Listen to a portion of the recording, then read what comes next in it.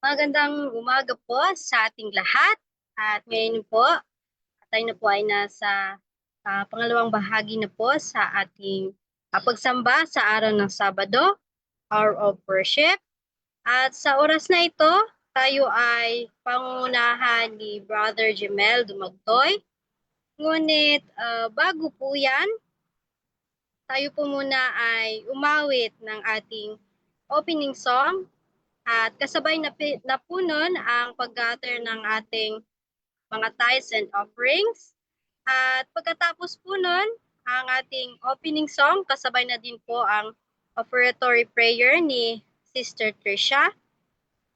At bago po natin mapapakinggan ang ating tagapagsalita, ay tayo po muna ay makakarinig ng tanging bilang na magmumula po kay Sister Pearl Minjola. At pagkatapos po nun, ang ating naririnig na natin ang ating tagapagsalita at pagkatapos nun ang ating closing song at ang magtatapos po ang ating program sa umagang ito sa pamamagitan ng closing prayer ay si Sister Nori.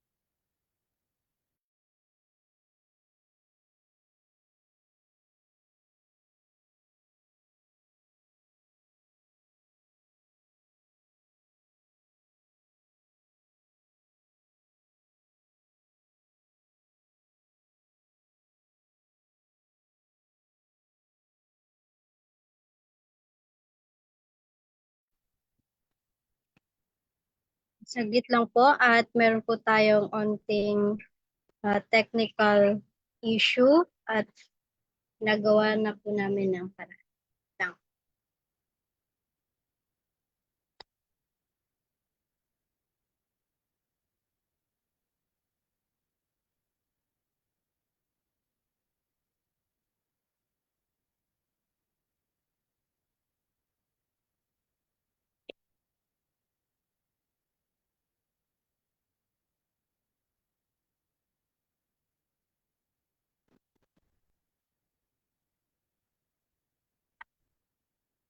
Wait lang po.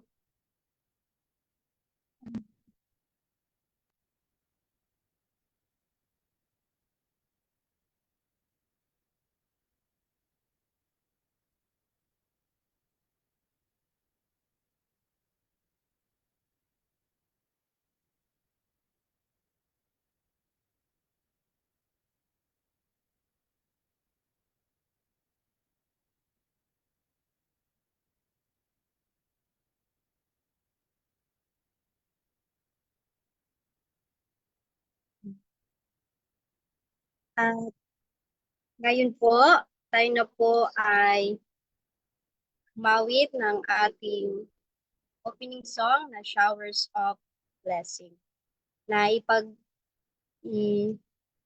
ipe-play po ng ating technical assistant.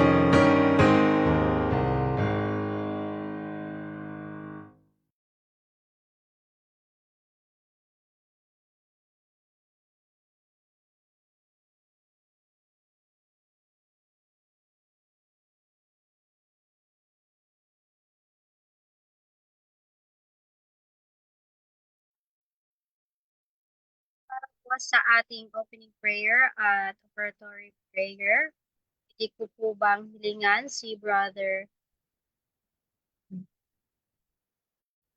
Okay po.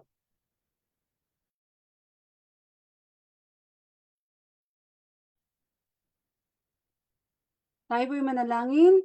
Mapagpala namin Diyos na nasa kaitaasan ng langit. Maraming salamat po sa pagkakataon ito na kami po ay muli ninyong tinipon upang patuloy na makapag-aral ng inyong banal na salita.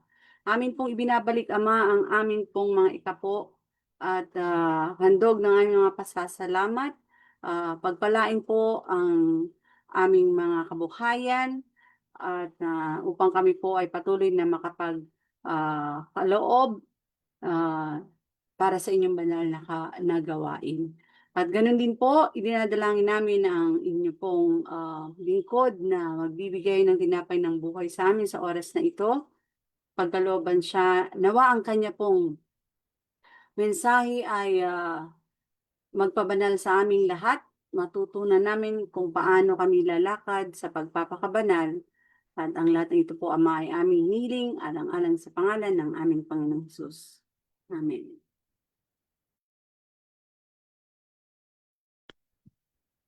Maraming salamat, Sister Nori, sa iyong pag-lead ng ating opening prayer at offertory. At ngayon po, bago po natin mapapakinggan ang ating tagapagsalita, tayo po muna ay makakarinig ng tanging bilang na mula po kay Sister Pearl Menjola.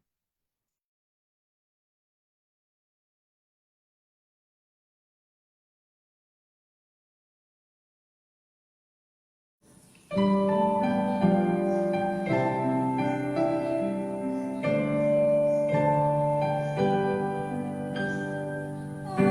my eyes that I may see glimpses of truth thou hast for me. Placing my hands the wonderful key that shall unclasp and set me free. Silently now I wait for thee. Ready, my God, thy will to see. Open my eyes, illumine me. Spirit divine, open my ears that I may hear voices of truth thou settest clear. And while the wavelengths fall on my ear, everything false will disappear. Silently now I wait for thee. Ready, my God, thy will to see. Open my ears, illumine me. Spirit divine, open my mind that I may read more of thy loving burden deed. What shall I fear while yet thou dost lead? Only for light from thee I plead. Silently now I wait for thee. Ready, my God, thy will to see. Open my mind, illumine me. Spirit divine, open my mouth and let me bear gladly the warm truth everywhere. Open my heart and let me prepare love with thy children thus to share. Silently now I wait for thee. Ready, my God, thy will to see. Open my heart, illumine me. Spirit divine, open my eyes, illumine me. Spirit divine.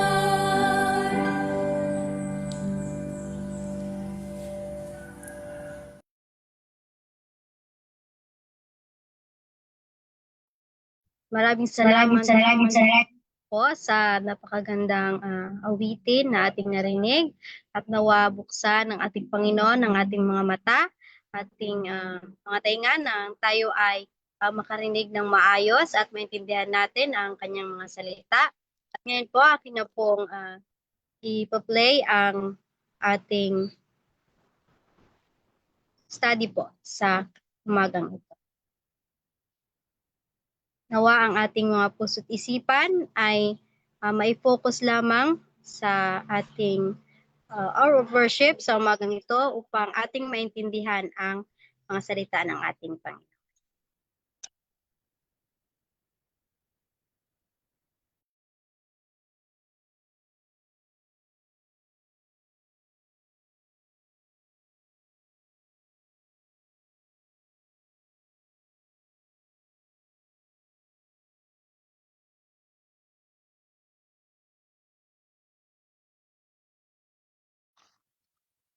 Isang mapagpalang araw po sa ating lahat. Happy Sabbath. Blessed Holy Sabbath po. Kapatiran natin dyan sa nakasubaybay po sa Facebook Live. Ganun din ang ating mga nakakasama dito sa Zoom at sa aking mga regular na nakakasama sa Puerto Princesa Church. Happy Sabbath po sa ating lahat. At hindi po lingid sa ating kaalaman ang mga pangyayari po sa panahon natin ngayon. Alam natin na tayo ay nasa huling panahon na. We are in the last days and alam natin yung mga palatandaan ng nasa panahon ng last days. Yung wars, rumors of wars, mga famines, pestilences, and earthquakes, mga lindol na sa iba't ibang dako. At hindi po din lingid sa ating kalaman ang mga nangyari na kailan lamang sa Mindanao at ganun din naman yung doon sa Venezuela na mga malalakas na lindol na nangyari sa sanlibutan. At ito ay nagpapatunay na tayo lamang ay nasa huling panahon. Ngunit sa kabila nito, ano ba ang preparasyon na ating ginagawa? Kaya nga po sa oras na ito, tayo po ay mag-aaral ng tungkol po sa the sanctification process sapagkat ito ay napakahalaga na pag-aaralan bilang preparasyon natin sa pagbabalik ng ating Panginoon. Pero bago po ako magpatuloy, nais ko pong aniyahan kayo sa isang maiksing panalangin. Aming Ama nasa mga langit, maraming salamat po sa oras na ito, sa pagkaloob sa amin sa panibagong Sabat. At nawa sa araw na ito, Ama, ay maluhati ka namin sa aming pag-aaral. At higit sa lahat, madama namin ang iyong presensya. At aming dinadalangin na naway bigyan kami ng maayos na signal sa aming pag-aaral at ganoon din naman bukas na kaisipan sa pamagitan po ng iyong banal na Espiritu. At linisin niyo po kami, O Diyos, sa oras na ito na maging karapat-dapat po kami tumanggap sa mga pagpapalang makalangit na ito. At ang lahat ay ang sinasamo, hindi po sa aming sariling karapatan, kundi alang-alang lamang sa aming Panginoon Kristo. Amen. So, ang koneksyon sa pagbabalik ng ating Panginoon ay kailangan natin ang preparasyon. At ang preparasyon na ito ay tulad ng ating pag-aaralan ngayon na sanctification process. Katulad ng ating mababasa, 1 Thessalonians chapter 5 verse 23, "And the very God of peace sanctify you wholly, and I pray God, your whole spirit and soul and body be preserved blameless unto the coming of our Lord Jesus Christ." So ang sanctification ay isang preparasyon para sa pagbabalik ng ating Panginoon. Kaya napakahalaga na alam natin o ginagawa natin ang paghahanda na ito. Katulad sa ating mabasa sa kasunod, what is the Bible definition for sanctification? Ngayon alamin natin kung ano yung pagkakilanlan ng o ano ang sinasabi ng Biblia tungkol sa sanctification. Ayon dito sa ating mababasa sa Luke chapter 1 verse 15, "For he shall be great in the sight of the Lord, and shall drink neither wine nor strong drink, and he shall be filled with the Holy Ghost even from his mother's womb." So ito ay pagpapatunay na ang definition ng sanctification sa Bible ay ito yung mga tao na sila ay puspos ng banal na Espiritu. At sabi pa dito sa kasunod sa verse 16, "And many of the children of Israel shall return to the Lord their God." So, ibig sabihin, kasama po sa pagiging proseso ng sanctification ay yung mga taong nasa ganitong kalagayan ay kanilang sinisikap na mapanumbalik yung bayan ng Diyos para sa pagkilala sa Diyos. At ngayon ating tingnan yung sinasabi pa sa Psalms 4 verse 3, "But know that the Lord had set apart him that is godly for himself. The Lord will hear when I call unto him." So yung mga tao na nasa prosesong ganito ay sila yung mga tao na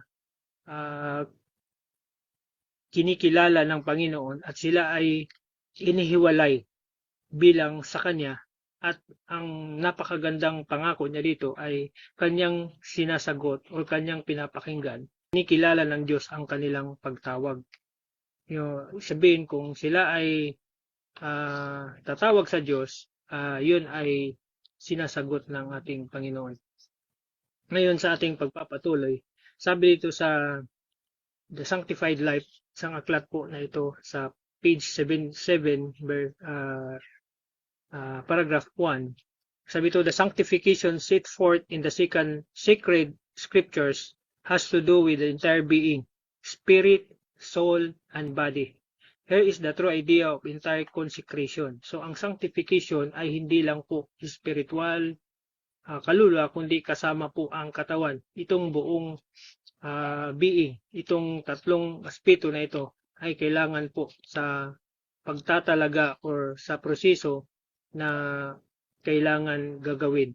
At mapapansin natin dito na yung spirit ay tumutukoy ito sa mind. Kaya sinasabi na let this mind be in you. So ibig sabihin, ang spirito natin ay dapat makiayon sa kaisipan ng ating Panginoon.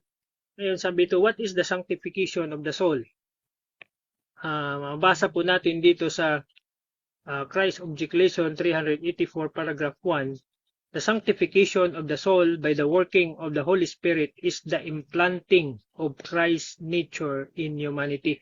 So ito pala ang yung sinasabi na sanctification of the soul, the implanting of Christ's nature in the humanity. Kaya kung ang mga tao ay nasa proseso ng sanctification, unti-unting makikita sa kanila yung likas ng Panginoon nung siya ay nandito po sa sanlibutan. Ano naman, how do we sanctify our bodies? Katulad nung mabasa natin dito sa Confrontation 61 paragraph 4, the heart cannot possibly maintain consecration to God while the lustful appetite is indulged. A diseased body and disordered intellect because of continual indulgence in heartful lust make sanctification of the body. Ano ang iniisip ng mga tao na sila yung mga nasa sanctified na? So ano ang kanilang mga kaisipan? Sabi dito sa Sanctified Life pa din sa page 7, paragraph 2, those who are really seeking to perfect Christian character will never indulge the thought that they are sinless. So yung mga tao na nasa proseso ng sanctification ay hindi sila nagmamalaki na sila ay walang kasalanan. Sabi to, their lives may be irreproachable, they may be living representative of truth which they have accepted, but the more they discipline their minds to dwell upon the character of Christ, and the nearer the approach of His divine image, the more clearly will they discern His spotless perfection, and the more deeply will they feel their own defects. So, ibig sabihin, habang sila po ay nagpapatuloy, mas lalo nilang nakikita ang kanilang mga sarili na mayroong depekto, makasalanan.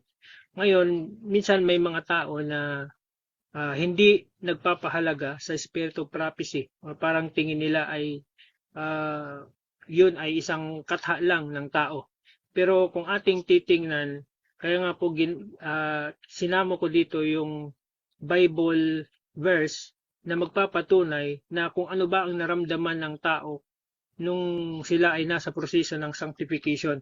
Katulad ng record na mabasa natin sa Daniel chapter 6 verse 4, then the presidents and princes sought to find occasion against Daniel concerning the kingdom, but they could find none occasion nor fault, for as much as he was faithful, neither was there any error or fault found in him. So sa panahon na yan, yung mga president at mga princes ay walang nakitang anumang kamalian sa kalagayan o sa katauhan ni Daniel. At sila na mismo nagpapatunay na wala silang nakitang anumang kamalian. Pero pagdating kay Daniel, ano ba ang tingin niya sa kanyang sarili? At yun naman ay mabasa natin dito sa record sa chapter 9 ng verse 4 ng Daniel. Sabi dito, and I prayed unto the Lord my God and made my confession and said, O Lord, the great and dreadful God, keeping the covenant and mercy to them that love Him, and to them that keep His commandments.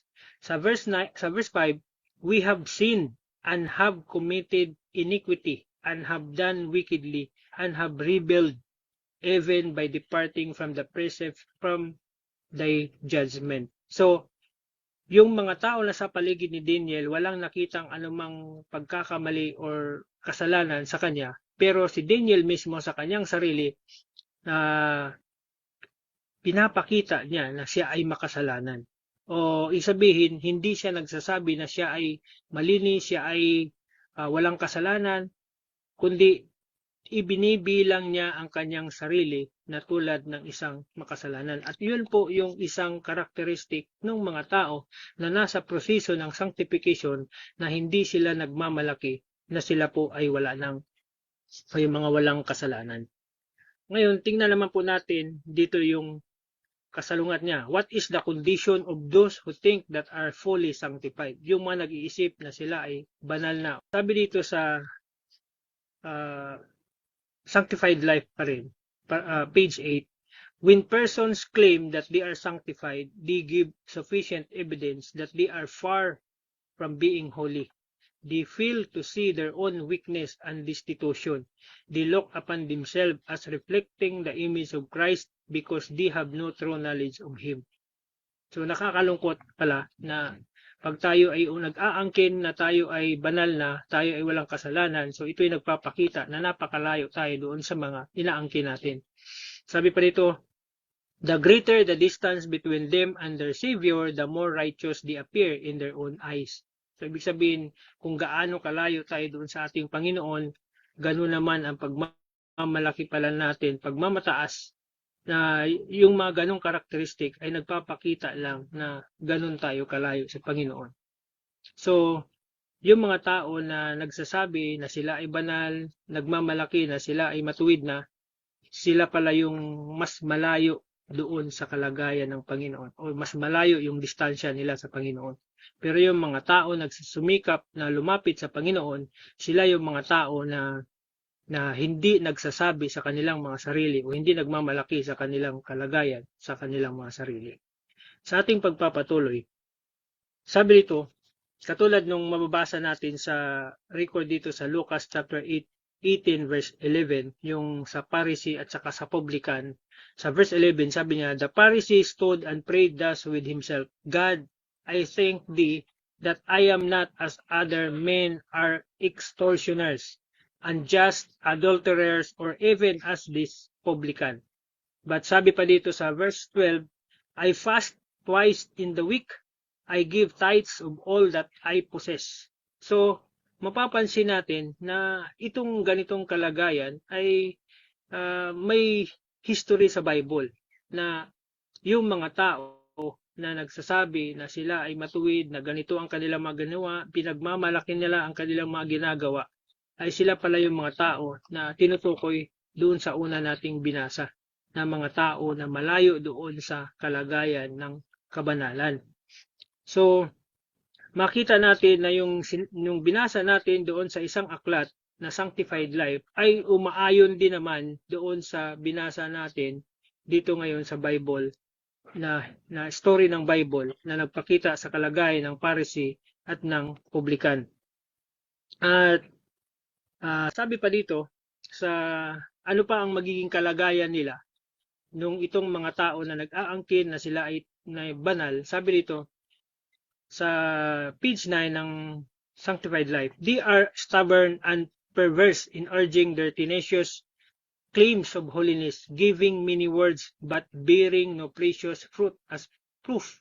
So marami silang sinasabi pero sa bunga naman ay walang makikita sa kanila. These professedly sanctified persons are not only deluding their own souls by their pretensions but are exerting an influence to lead astray many who are earnestly desire to conform to the will of God. So, itong mga tao pala na ito ay napakadelikado sapagkat iniisip ng mga nakakita sa kanila na ganun lang kadali, ganun lang babaw ang pagpapakabanal o pagiging close sa ating Panginoon dahil sa kanilang pakunwaring pagpapakita nito. Pero yung impluwensya pala nila ay nagdadala din ng kapahamakan sa iba. Ngayon, at yun po yung mabasa natin na binasa natin kanina na yung publican at saka Pharisee, yung kanilang kalagayan ay nagpapakita ng dalawang sitwasyon, ng dalawang kalagayan na kung sino sa kanila ang tunay na nagsisikap para mapasok sa proseso ng kabanalan. Sa ating pagpapatuloy, sabi dito, what did Jesus say to those who exalt themselves and perform their deeds to be seen of others? So ano yung sinasabi ng Panginoon na doon sa mga tao na ginagawa nila ang mga bagay na ito para lang sila ay kilalanin or yung sa kanilang mga gawa. Sabi niya dito, our Savior even condemned self-righteousness. He taught his disciples that the highest type of religion is that which manifests itself in a quiet, unobtrusive manner. So yung kinikilala ng Panginoon, yung gumagawa ka na hindi dahil hindi na pinapakita mo, kundi ito'y nahahayag lang. Sabi ito, he cautioned them to perform their deeds of charity quietly, not for display. At ito po yung kasalukuyang kalakaran ngayon na pag gumagawa ng mabuti ay kailangan nilang ipapublish para doon sa mga tao na makikita na sila ay gumagawa ng mabuti. Sabi ito, not to be praised or honored of men, but for the glory of God. Kaya ang nangyari, sila yung kinikilala, instead na ang Diyos ang kilalanin bilang provider or nagbibigay ng tulong doon sa tao. Sabi ito, expecting the reward thereafter. If they should perform good deeds to be lauded by men, no reward would be given them by their Father in heaven. So nakakatakot pala yung gumagawa ka ng mabuti pero ang papuri ng tao ay sa'yo. So ito ay walang magiging record sa langit na ikaw ay gumawa ng kabutihan. At iyon, kung ating titingnan na sinabi ng Panginoon na ang sino mang nagmamataas ay kanyang ibababa at ang sino mang nagpapakumbaba ay kanyang itataas. Sabi dito sa kasunod nating pag-aaral o babasahin, the man is to cooperate with him. Sabi niya, a man is to cooperate with him, putting forth persevering efforts in cultivation of right habits. He is to add grace to grace, and as he does works on the plan of addition, God works for him on the plan of multiplication. So, kailangan ang tao pala may gagawin, hindi po natin ginagawa or hindi tayo gumagawa ng mabuti para maligtas, kundi ang paggawa natin ng kabutihan, ito po ay bunga ng ating kaligtasan. So, mali po yung sinasabi na kaya tayo gumagawa para maligtas. Kundi ang ating paggawa ay bunga ito na tayo ay nakatanggap ng kaligtasan. Kaya nga sinasabi niya na our Savior is always ready to hear and answer the prayer of the contrite heart, and grace and peace are multiplied by His faithful ones. Gladly, He grants them the blessings they need in their struggle against the evils that beset them. So, nandito yung pangako ng Panginoon doon sa mga tao na kumikilala sa Kanya. At ngayon sabi dito, what else do we need to do in order to be sanctified? Ano pang kailangan natin gawin para mapabanal? Sabi dito, if men are willing to be molded, there will be brought about a sanctification of the whole being. The Spirit will take the things of God and stamp them on the soul. By His power, the way of life will be made so plain that none need err therein. So yung kailangan pa natin gawin ay yung buong tatalaga ng ating mga sarili, katulad ng record dito sa Jeremiah 18 verse 6 na binabanggit na we are the clay and ang Diyos ang ating tagahubog. Kaya yung ating pattern. Kaya dapat tayo magpasakop, magtalaga ng ating sarili at hayaan natin na tayo hubugin ng Panginoon ayon sa kanyang pagkahubog o sa nais niya na mahubog tayo. Sabi niya pa dito sa kasunod, is the work of sanctification a work of a specific time period? O mayroon bang yugto na hanggang saan ang pagiging pagpapakabanal natin? Sabi dito sa Sanctified Life, page 10, true sanctification is a daily work, continuing as long as life shall last. So yung sanctification is araw-araw at nagpapatuloy ito hanggang sa sa magtapos ang buhay natin. So hindi po pala natatapos o humihinto ang proseso ng ating pagpapakabanal, kundi ito'y nagpapatuloy hanggang sa tayo ay buhay. Kaya yung mga tao na binawian sila ng buhay, doon po nagtatapos ang kanilang probisyon para i-develop or magiging mapabanal sila. Kaya dapat, bago tayo dumating sa ganong kalagayan, dapat nagawa na natin ang proseso o yung sakop or pagtatalaga ng ating sarili para sa paraan ng pagpapabanal.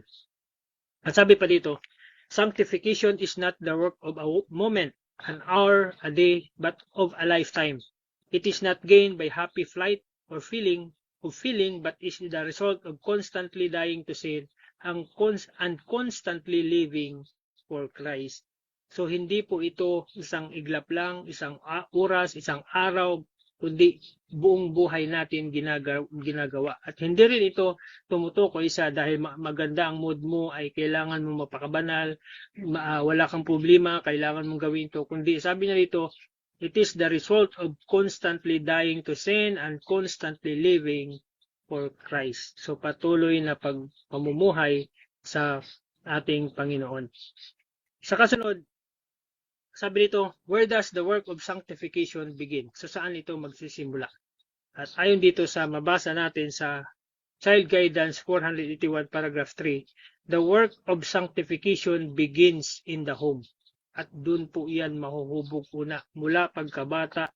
Sabi nga sa record sa buhay ng Panginoon, kahit nung nasa sinapupunan pa lang sila, ang kanilang magulang ay nagbabasa na ng Biblia at yun ay nai-impart doon sa kanilang mga anak. At hanggang sa kanilang pagsilang, lumaki ang bata, nandun yung gabay, nandun yung pagpapaalala, nandun yung pagpapahayag ng katotohanan para sila ay magabayan.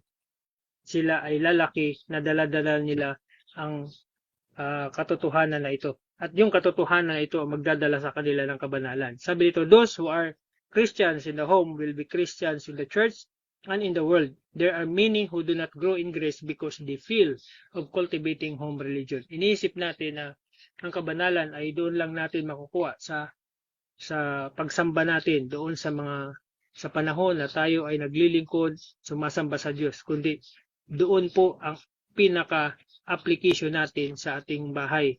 Sa ating pagsamba ay doon natin natutunan ang mga bagay o katotohanan na dapat nating ma-acquire, at sa ating pamamahay doon po natin yun dapat may papakita or may sasabuhay.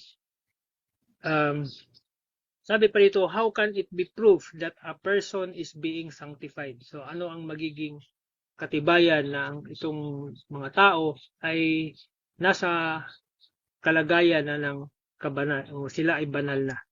Katulad nung mababasa natin dito sa page 11 ng Sanctified Life, self-denial, self-sacrifice, benevolence, kindness, love, patience, fortitude, and Christian trust are the daily fruits born by those who are truly connected with God. So mayroong bunga, mayroong makikita sa kanila. Sabi to, their acts may not be published to the world, but they themselves are daily wrestling with evil and gaining precious victories over temptation and wrong. Solemn vows are renewed and kept through the strength gained by earnest prayer and constant watching thereunto. So, yung tao na nasa proseso ng kabanalan o pagpapakabanal, sila po ay may makikitang bunga. At hindi po pakunwari, sapagkat ito po ay nakikita sa buhay nila mismo. Ang sabi niyan, and Christian trust are the daily fruits burned by those who are truly connected with God. At katulad mga basa natin sa Matthew 7, sa verse 16, na by their fruits ye shall know them. Malalaman natin sa bunga nila kung itong mga tao ito ay tunay nga na sila ay nasa proseso ng pagpapakabanal. Sa ating pagpapatuloy, sa bunga na nababasa natin ngayon, sabi dito, among the fruits of sanctification, which one is the most precious? Ayun yan sabi dito sa sa paragraph o page 14, paragraph 2. The most precious fruit of sanctification is the grace of meekness. So, biyaya pala yung meekness. When this grace presides the soul, the disposition is molded by its influence. There is a continual waiting upon God and a submission of the will to His. So, yun pala ang sikreto na kailangan matanggap natin itong biyaya ng meekness. Kaya nga, di ba sinabi ng Panginoon, come and learn of me, for I am meek and lowly in heart. So, yung meekness ay isang bunga na ikaw ay nasa proseso ng kabanalan at higit sa lahat, ito rin ay isang likas na dapat nating matanggap mula sa ating Panginoon. Ngayon, sabi dito, by which means do the Lord sanctify His people? So, anong paraan? Anong pwedeng makapagpapabanal sa tao? Katulad mabasa natin sa John chapter 17 verse 17, sanctify them through thy truth, thy word is truth. So, ang katotohanan ang siyang magpapabanal sa tao. At ano pong mga katotohanan ang dapat natin malaman? Specifically, sinasabi po dito sa Psalms 119 verse 142, thy righteousness is an everlasting righteousness, and thy law is the truth. So, ang katotohanan, unang-una specifically na magpapabanal sa tao ay ang kanyang kautusan. At paano mangyari na ang mga tagapagturo ngayon sasabihin nila na wag na tayong susunod sa utos o wag na nating sundin ang kautusan, na samantalang sinasabi dito na ang katotohanan ito ay siyang magdadala sa iyo ng kabanalan at siyang magdadala sa iyo ng katwiran. Kaya nga, napakahalaga na sinusunod natin ang salita ng Panginoon at ang salita niya ay kasama po ang kautusan niya. So, kaya nga, ito din ang magsasabi, yung katotohanan niya ang magsasabi or magiging ilaw natin katulad nung sinasabi or nababasa natin sa 109 ng Psalms, verse 105, na sinasabi doon, thy word is a lamp unto my feet and a light unto my path. So, yung liwanag na yon ang magdadala sa atin na magiging malinaw sa atin at maliwanag ang dadaanan natin tungo doon sa daan na gusto ng Panginoon na dapat nating malakaran. Sa ating pagpapatuloy, why should we be constantly working on this aspect of our lives? Bakit natin kailangang patuloy na gawin ang bagay na ito sa buhay natin? Kasi sinasabi niya dito on this aspect of our lives. Bakit natin kailangang patuloy na gawin ang bagay na ito sa buhay natin? Kasi sinasabi niya dito sa page 12 that ng sanctified life, the testing time will come to all, when the hopes of many who have for years thought themselves secure will be seen to be without foundation. Kasi delikado po na iniisip natin ngayon matibay na tayo, pero darating pala yung time na hindi matibay yung pundasyon natin. Sabi dito, when in new positions under varied circumstances, some who have seemed to be pillars in the house of God reveal only rotten timber beneath the paint and varnish. But nakakalungkot ito kasi sabi niya na ito'y tingin nating matitibay sila, pero sabi na sila pala ay nagiging maganda lang, na parang pinagtibay lang ng pintura at varnish. Yeah, but the humble in heart who have daily felt the importance of riveting their souls to the eternal rock will stand unmoved amidst the tempest of trial because they trusted not to themselves.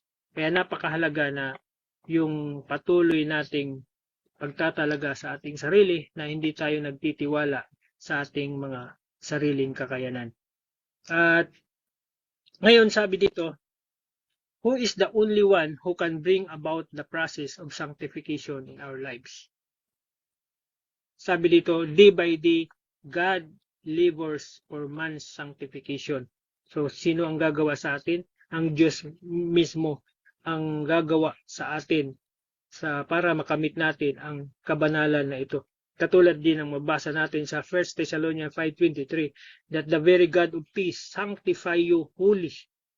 So, siya yung kikilos, gagawa para tayo ay mapabanal. At yung gawain natin ay ang pagtanggap ng kanyang katotohanan at pagsunod sa kanyang utos. Ano pang sinasabi niya dito? How long is the process? Gaano ba katagal ang proseso na ito? At sabi niya dito, sanctification is the result of lifelong obedience. So ang sanctification is resulta ng mahabang pagsunod. So hindi po ito na bugso-bugso lang, kundi ang patuloy na pagsunod natin sa Panginoon at sa kanyang salita. Ngayon bilang huling panawagan, sabi niya dito sa Acts of the Apostles 565, true sanctification means perfect love, perfect obedience, perfect conformity to the will of God. We are to be sanctified to God through obedience to the truth. So mapapabanal tayo sa pamagitan lamang ng pagsunod doon sa kanyang katotohanan. At binasa natin kanina, ano ang katotohanan? Specifically, sinabi niya, thy law is truth. At sabi dito, our conscience must be purged from dead works to serve the living God.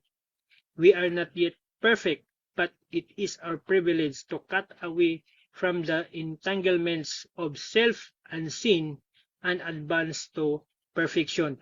So, ngayon, hindi pa tayo umabot sa pagiging perpekto, pero ang sabi niya dito, ang ating pribilehiyo ay kailangan nating makaalis or maputol doon sa mga sa pagkaalipin ng kasalanan o sa pagkaalipin ng ating pagiging makasarili at magiging susunod tayo doon o magpapatuloy tayo doon hanggang sa magiging ganap. Sabi niya dito, great possibilities, high and holy attainments are placed within the reach of all. So sabi nga dito, mataas na posibilidad, dakilang possibility, great possibilities, mataas at banal na pwede nating makamit, pwede nating matanggap, ay inilalagay, sabi na dito, na kaya nating abutin o kayang abutin ng lahat. Ibig sabihin, ang kabanalan po, kung paano sinabi niya sa Matthew 5:48 na magpakabanal kayo sapagkat ang Ama niyo sa langit ay banal. Ibig sabihin, hindi siya manawagan sa atin ng kabanalan kung hindi po ito maaabot. Kaya nga sinasabi niya dito na the great possibilities, high and holy attainments are placed within the reach of all. Kayang-kayang gawin po ng lahat o kayang-kayang abutin ng lahat. At wala pong sino man ang makagsabi na walang taong perpekto o hindi kayang gawin. Kung sa kakayahan po natin, hindi po talaga natin kaya. Pero pagdating po sa Panginoon, all things are possible. At mga kapatid, sa pagtatapos ng ating pag-aaral na ito, sinabi dito na sanctification process is a lifelong obedience, continuing as long as life shall last. So napakahalaga na ang ating pagsisikap ngayon na mapabanal ay magpapatuloy at ito ay kailangan nating isabuhay ang kanyang salita. At ang salita niya ay katotohanan at ito yung magpapabanal sa atin. At ang katotohanan ay ang kautusan niya na siyang magiging gabay, siyang magiging ilawan sa atin habang tayo po ay nasa sanlibutan ito. At sabi niya dito na bilang panghuling pagpapaalala sa atin na kung paanong hinangad ng Panginoon na ang lahat ng kanyang tinawag, lahat ng kanyang pinili ay magpasakop sa ganitong proseso sapagkat ito po yung nais niya na sila ay maging hiwalay sa sanlibutan at kailanman sila ay hindi gumagawa ng mga makasinlibutan ding mga bagay. At sabi niya dito na dapat o nawa ang ating buong espiritu, ang ating kaluluwa, ang ating katawan ay maipreserve natin na walang anumang dungis o kasalanan hanggang sa dumating ang ating Panginoong Kristo. Nawa po ang lahat ng ang bagay na ito ay makamit po ng bawat isa sa atin habang tayo po ay nag-aantay sa pagbabalik po ng ating Panginoon. Pagpalain po tayo ng Panginoon at muli po, happy Sabbath sa ating lahat at magandang tanghali po. Pagpalain po tayo ng Panginoon.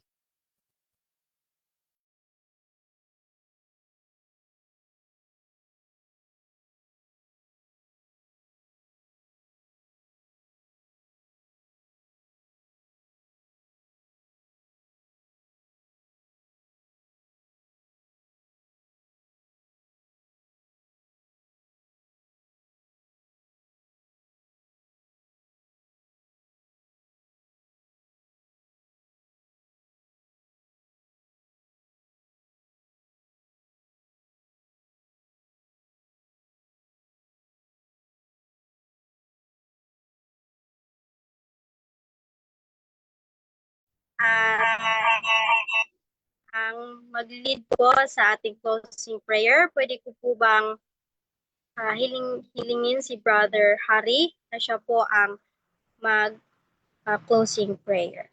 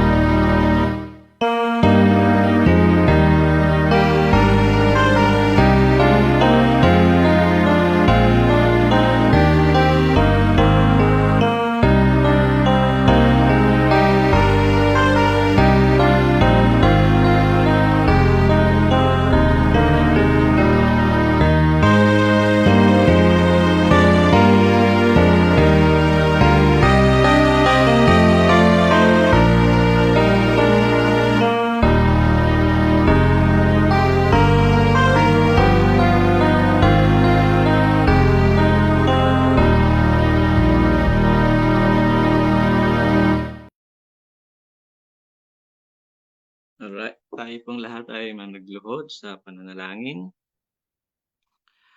Panginoon namin, dakila kayo sa lahat. Ama, maraming salamat po sa mensahe ng buhay na inyong ipinagkaloob na aming napakinggan ngayong umaga. Inihiling namin, Ama, na ang kalakasan na nagmumula sa inyo ang siyang ipagkaloob sa bawat isa sa amin na maabot namin ang kasakdalan ng aming mga likas, ng aming mga karakter, Balutin nawa kami ng inyong katuwiran na hindi mahayag ang aming mga sariling katuwiran, kundi ang katuwiran ng inyong anak na si Jesus ang siyang mahayag sa bawat isa sa amin. Hindi namin kaya, Ama, ang mga bagay na ito kung hindi kayo ang siyang papatnubay, hindi kayo ang siyang sa amin. Kaya patuloy namin na ipinagkakaloob ang aming mga sarili, ang aming mga buhay na hayaang mamatay ang aming mga sariling likas, ang aming old self ay mamatay na kasama ng aming Panginoon at mabuhay na may bagong likas, taglay ang likas ng aming Panginoon. Tulungan kami na makapanagumpay sa araw-araw, sa pakikipagpunyagi, sa pakikipagbaka upang makapanagumpay. At ang inyo nawang Espiritu ang siyang magbigay ng liwanag sa aming mga puso't isipan sa bawat desisyon, bawat hakbang na aming tatahakin sa araw-araw. At ang inyong sa aming mga gawa maluwalhati nawa kayo, Ama, sa bawat pag-iisip at aming mga gawa. Maraming salamat po sa bendisyon, sa liwanag ng buhay at sa kalayaan ng pagkakataon na ito na ipinagkakaloob upang kami patuloy din na makapagsamba sa inyo. Pagpalain din ng ibang mga kapatid na nasa iba't ibang dako ng mundo na nagtitipon, sumasamba sa inyong dakilang pangalan. Pakaisahin at pakabanalin kami ng katotohanan at hayaan lahat kami ay maging handa at makasalubong sa pagdating ng inyong anak. Nawa walang isa man sa amin, Ama, ang mawaglit, kundi bagkus lahat kami ay mapasama sa mga maliligtas. Ganun din, Ama, tulungan kami na sa mga pagsubok ng buhay, ng gawa ng kaaway ay makapanagumpay kami. Maraming salamat po, Ama, sa pagdinig sa aming mga dalangin at nawa ang lahat na ito ay aming tinanggap dahil sa pangalan ng inyong anak na si Jesus. Amen.